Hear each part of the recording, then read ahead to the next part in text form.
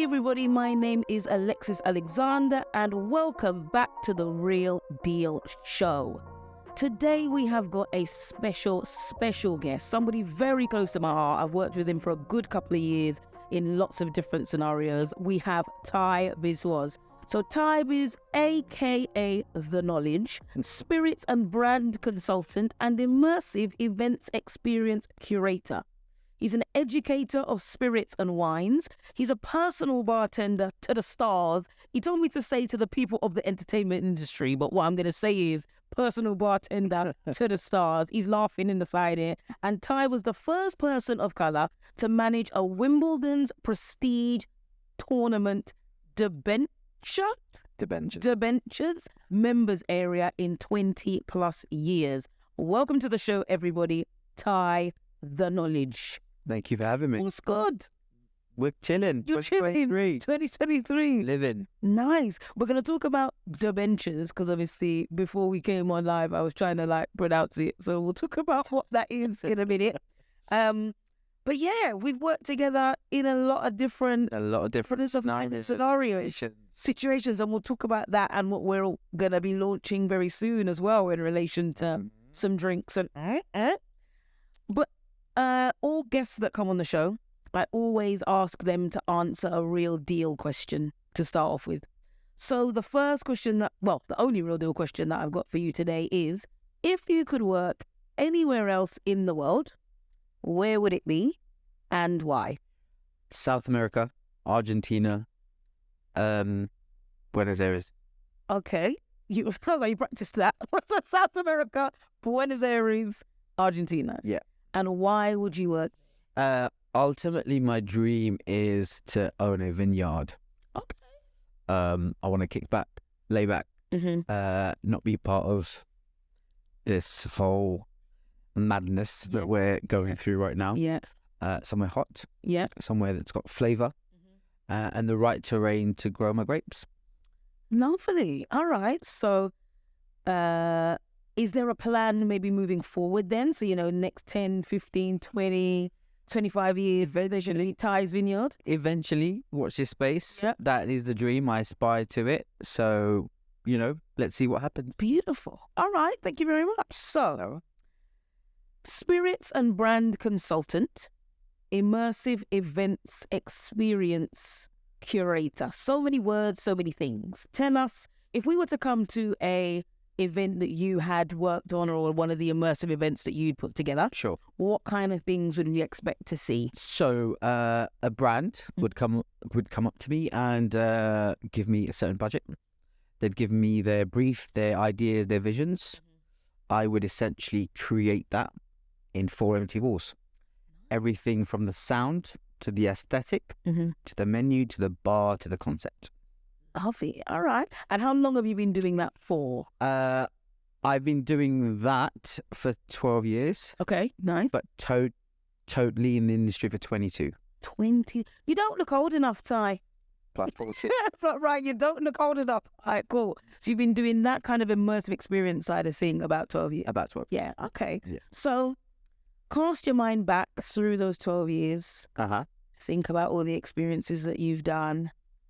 What's maybe a highlight that pops into your mind? What's oh, I liked when I did. You don't have to mention any names, but I liked when I did this or when I created that. I'm part of a collaborative and very specific company. We're a company of collaborators together. We organised a immersive experience with 12K visuals. 12K. It was a Japanese concept. So 24 seasons, 24 meals, 12 drinks. The meal was curated with the sound, was curated with the visuals, was curated with the food, was curated with the drink. All at the same time, times 12. Beautiful. It was...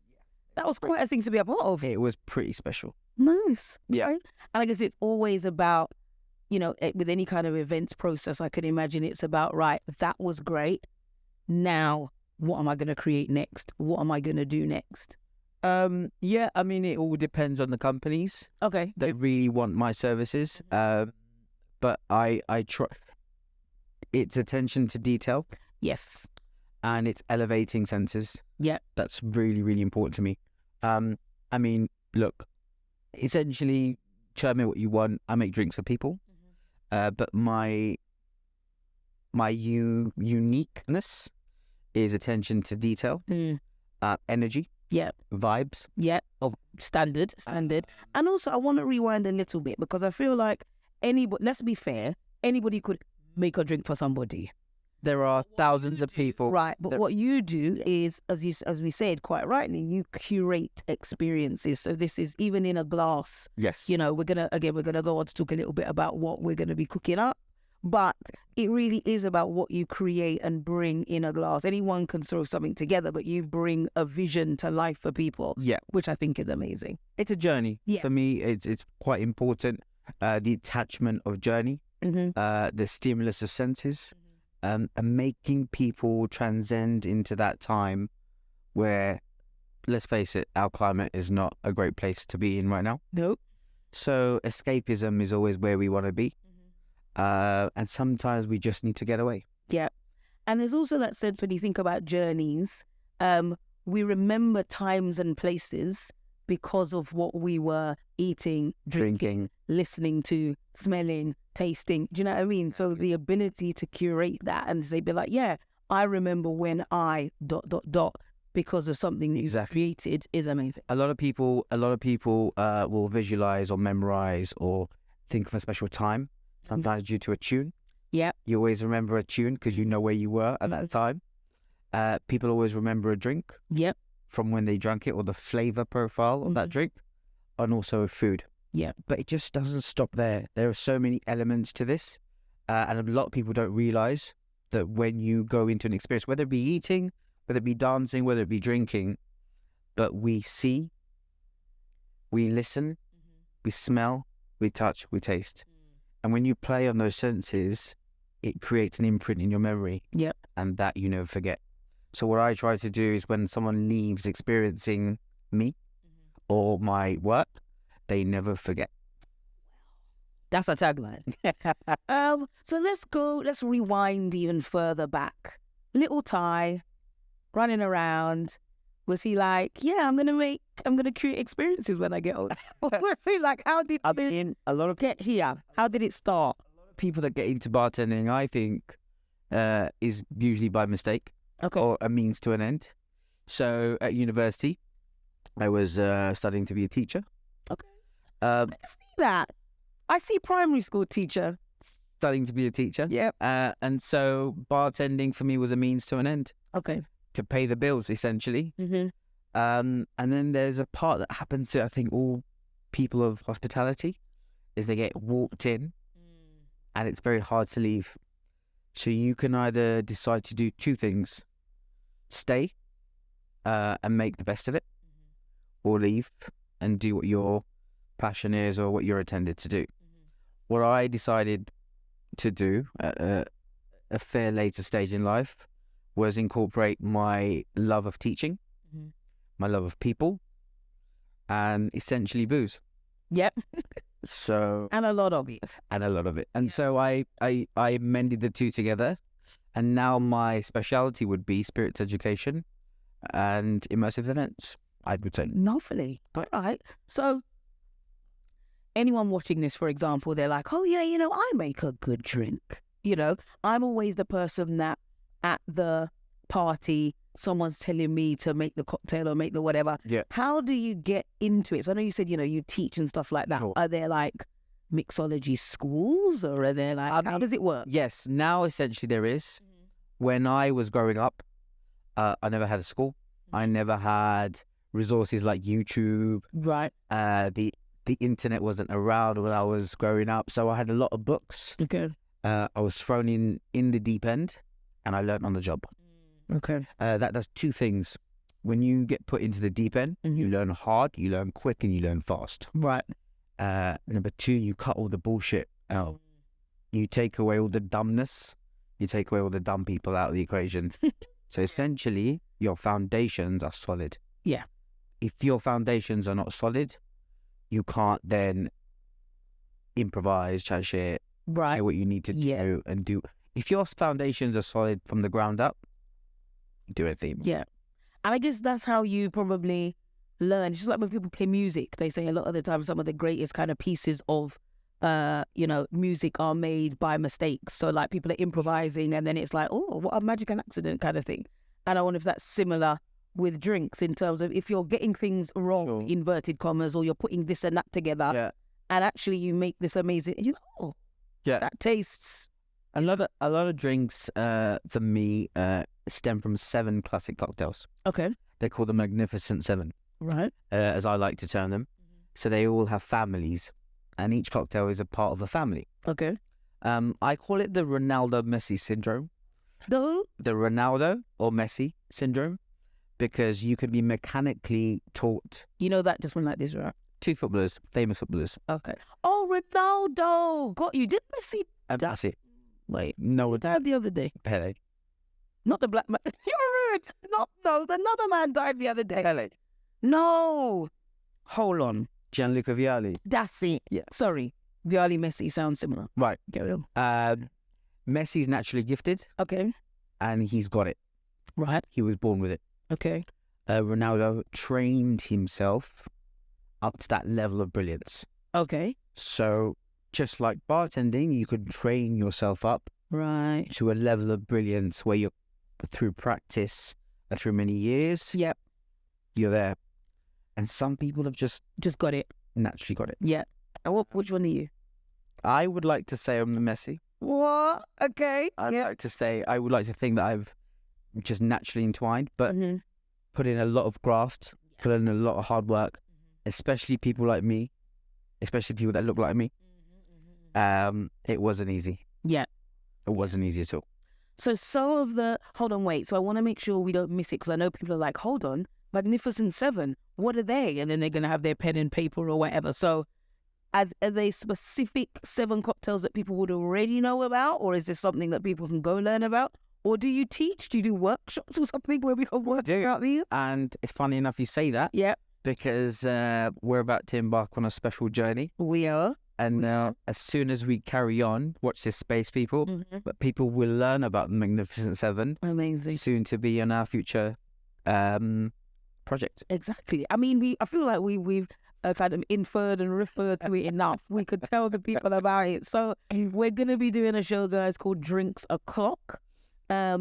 It's going to be a vibe, and it's going to be me, it's going to be Tye. We're going to be making lots of different drinks together. Yep. As you've just given the people a taste style, we're going to be doing the Magnificent Seven. I'm going to be learning things because anyone who knows me know I love a drink. So I'm going to be learning. You do. I do. Absolutely. We're going to be learning things. So on Drinks O'Clock, you're going to be taking us through that journey. Yeah, we're going to go through different families Amazing. of drinks. Yeah. Really easy, really simple. And off of these classic set families, I would like to term, you can incorporate and make any cocktail in the world, depending on your creativity. Yeah. Okay, great. So make sure you check. The link is going to be in the bio to the first episode of that as well. It's going to come out every week. And what I love about what we're going to do is that it's going to be short, bite-sized bits. Absolutely. We're not giving you an entire hour drinks cooking show. No, it's going to be nice, cute, 10, 20 minutes. Talented. Check it on Instagram. And you know, we've always got the bants. Cool. All right. You touched a little bit on what it is to be a person of colour in the industry. Yep. What it's been like to do that. Yep. So tell us a little bit maybe about some of the challenges you've experienced so far in the journey. And as I started out, it was always at the bottom because I found that my way up in this industry would be to learn everything. Right. However, I got up to a standard, you would say, but then I was still being treated like someone that belonged in the kitchen, someone that belonged in the back room, I would turn up to venues whose menus I'd done, and upon my arrival, I'd be told like the glass washing area is in that section there, or the kitchen's in that section there. Right. And those are, I'm just giving you slight snippets Yeah. of stuff that I still incorporate to this day. But like adversity in life, it's a part of life. You either can let it bring you down, take you down, and be defeated by it, or you can take it on the chin, fight against it, and rise. And I think that's the important part as well. A, the fighting against it, and B, the kind of the helping each other, the each one teach one kind of vibe in terms of, if you work in a kitchen or you work in the glass washing area, nothing wrong with that. But actually, it's the assumption that because you have a particular level of melanin in your skin, it must mean that you work in a particular area. And as you said, you've walked into places in which the food that they are eating, the experience they are experiencing, would not have been there to experience if it wasn't for you. So, let's cut to the chase here. A lot of people and a lot of people that look like us are expected to be in places like that. The kitchens, the washing ups, the glass cleanings. And for me, it was a problem where I said no.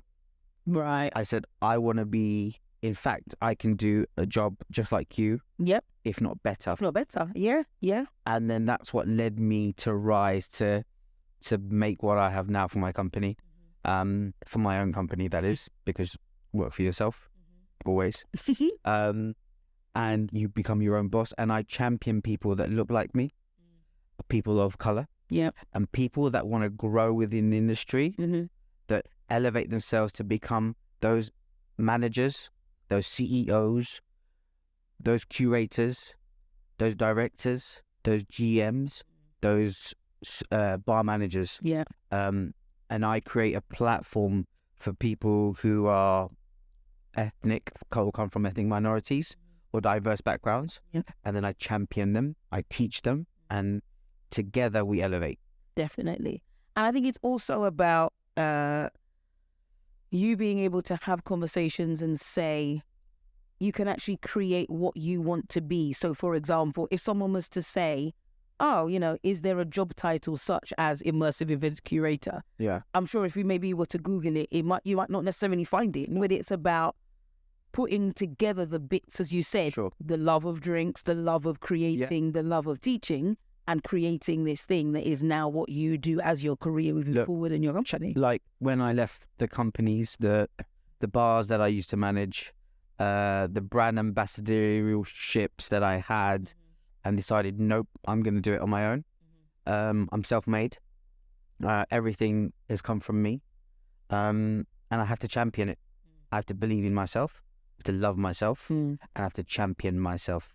If no one's going to do it for me. So for those of you guys who are looking to do this kind of line of work, from within, you have to believe it within yourself.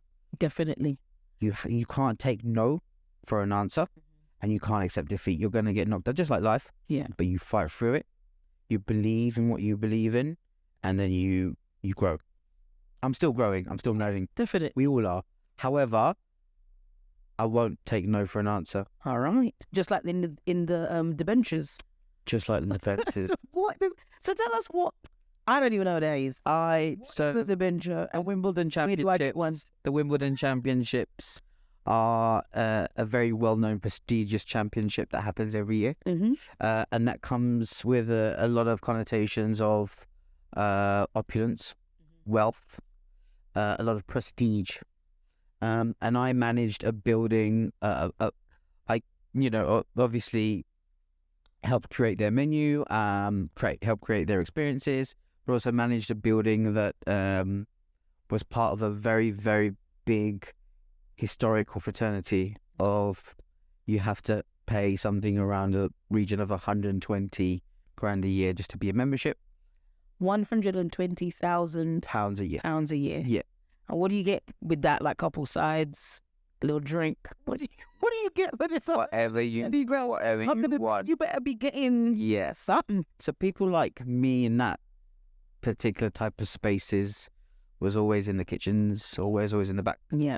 I think I was I was the only person of colour in that building who was a manager. Right. for, I think I was the first person for in 20 years, 20 plus years. 20 plus years to be a person in that. So that was for me a really, really good highlight, because people that were in the kitchens looked to me.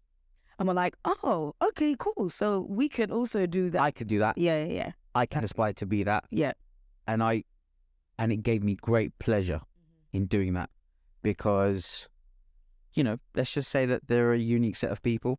If you've got a lot of money, and when you're in that very 1%, comes a lot of tribulations. Indeed. And we'll say unique because obviously we want you to go back again. Absolutely. Yes, exactly. All right, cool. So it sounded like a good experience. And as you said, there's always that sense of it's lovely to see. It's lovely that there's somebody else that can kind of look at you and be like, well, that's somewhere that I'm not supposed to be, inverted commas, but actually, look, there is someone that looks like me and doing what I would like to do. The problem that I find in my industry is there's a lot of ignorance, a lot of arrogance.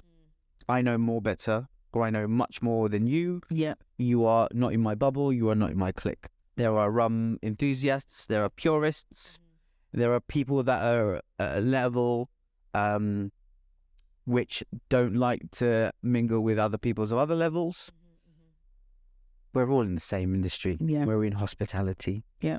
If we can't grow together and push each other up, instead of creating these differences and levels, then it doesn't help anyone. True. I guess that's what we were trying to do, when we were doing the rum tastings. There was this sense of rum tasting does not have to be a stuffy, stiff upper lip. We get this rum, we swivel it around, we smell it, we get the this, we get the that. Yeah, we do all of that, but it can still be a really joyous time of sharing with other people and make it, and I guess that's again goes back to that events curation. How can I still get the education across? How can I still let people learn and enjoy something and have a great time? For me, to introduce more people into the category, is much more important than being very pedantic in certain avenues. Yeah. For me, globality, I use that word quite a lot. I don't even know if it exists. I mean, you can create it. So globality for me is much more important than being very one-dimensional. Yeah.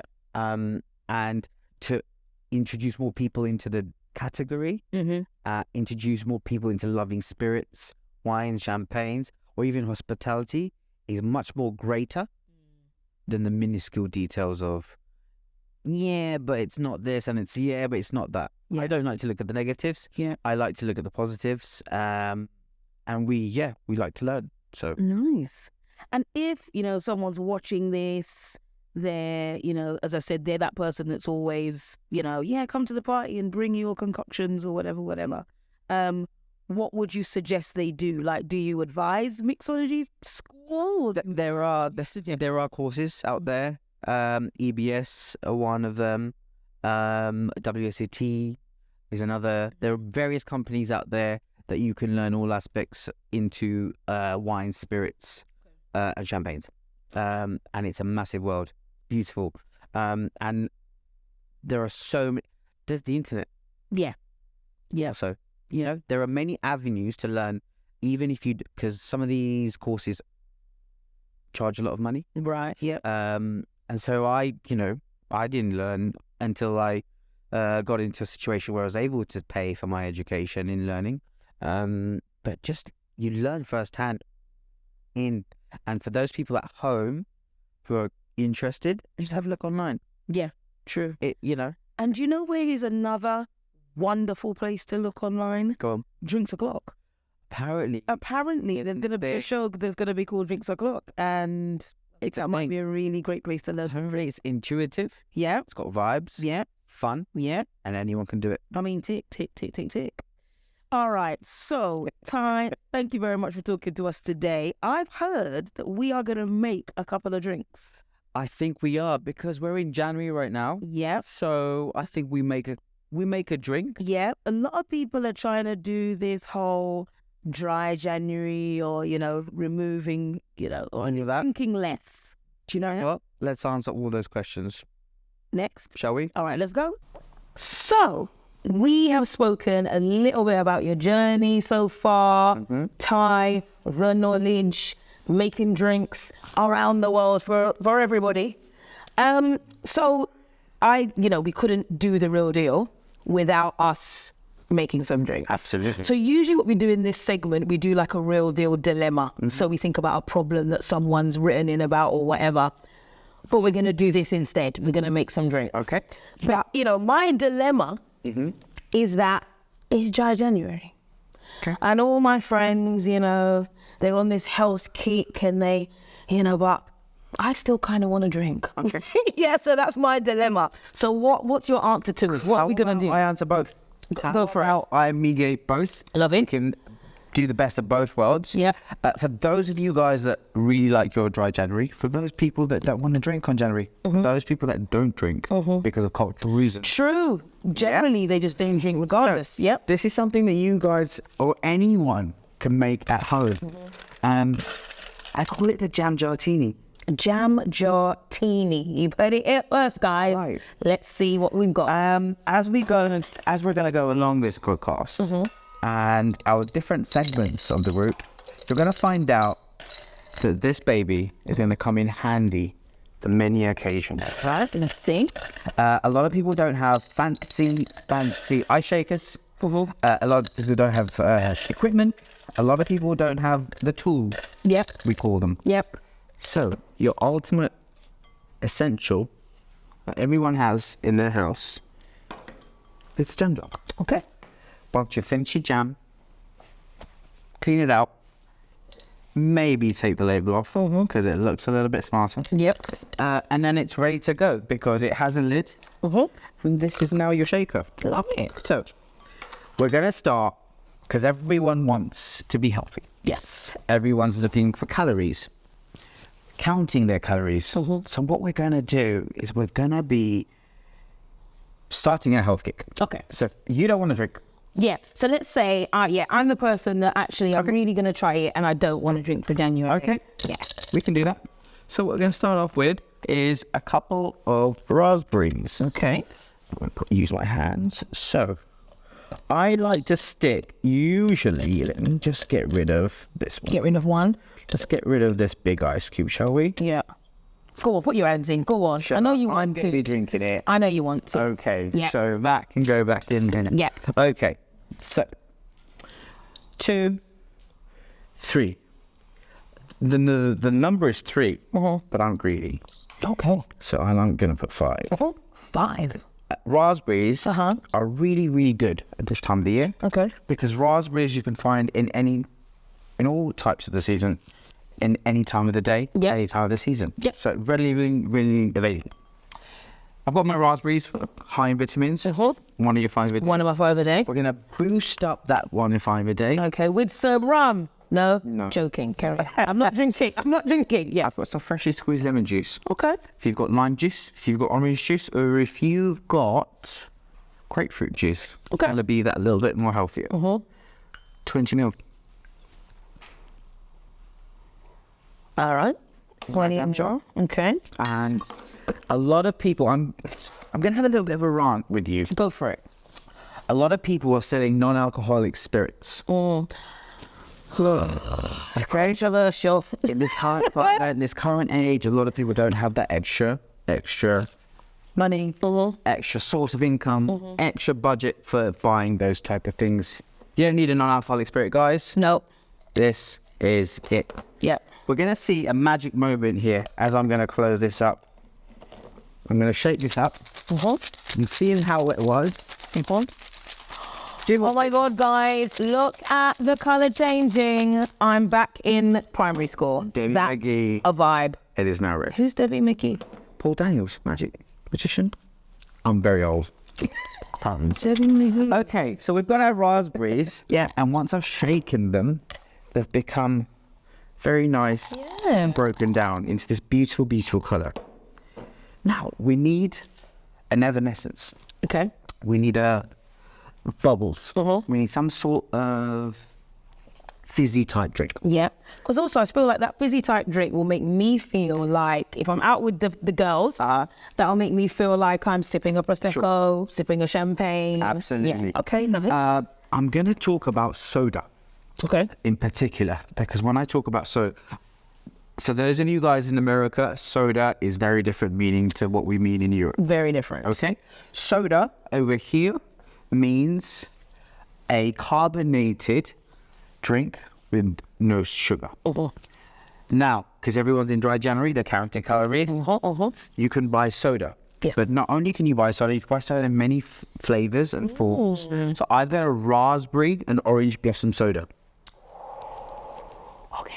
All the flavor, none of the calories. Love it. That's what we want in. Whoa! You see that there?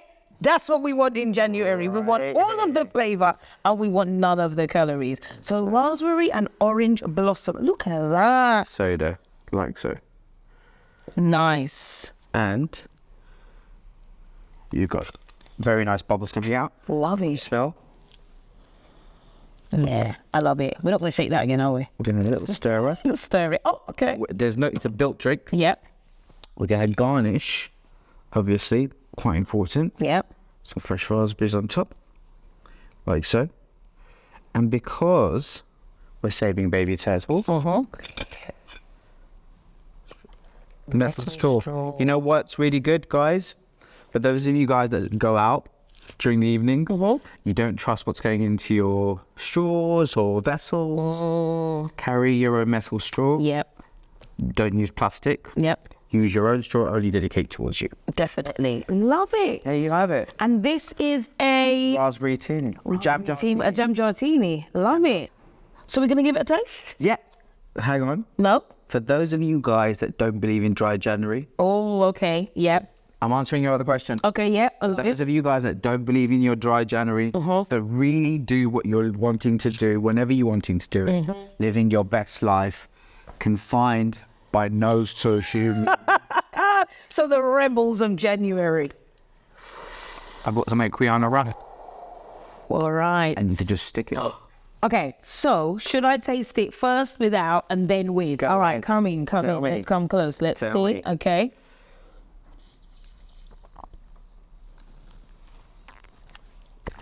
Do you feel healthy? I feel invigorated and revived. I couldn't even find my words. Is it doing things? That is doing things. I didn't think just fruit and juice.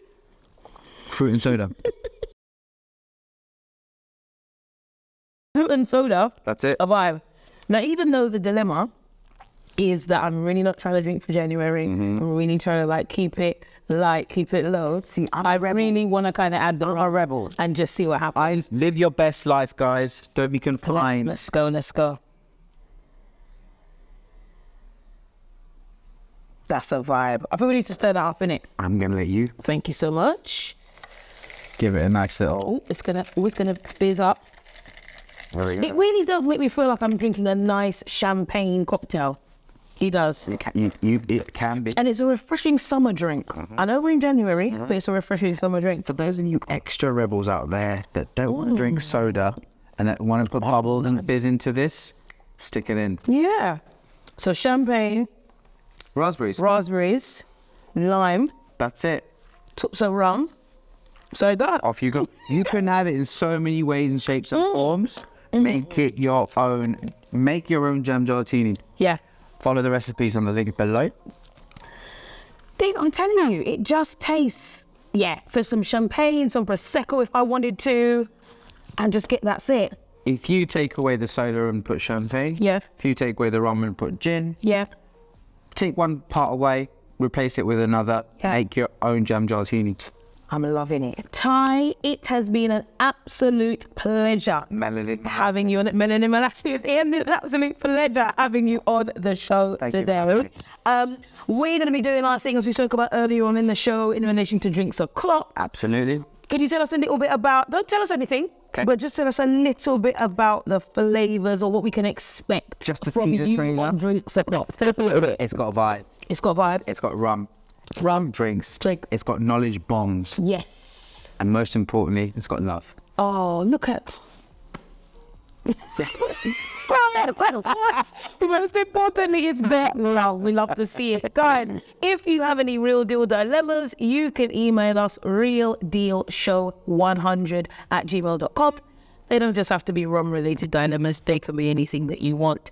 Also, make sure you follow wonderful Tye at Tye_1. TYE_ONE. Fantastic. All right, make sure you follow him there. We have been Real Deal Show, Alexis and Tye. You can follow me at RastaBarbie84. DM me. Let me know in the comments how you think this has been. And make sure you tune in the next couple of weeks for Drinks O'Clock. #Melanin Molasses. #Melanin Molasses. We're doing this thing. See you lot later. Bye-bye.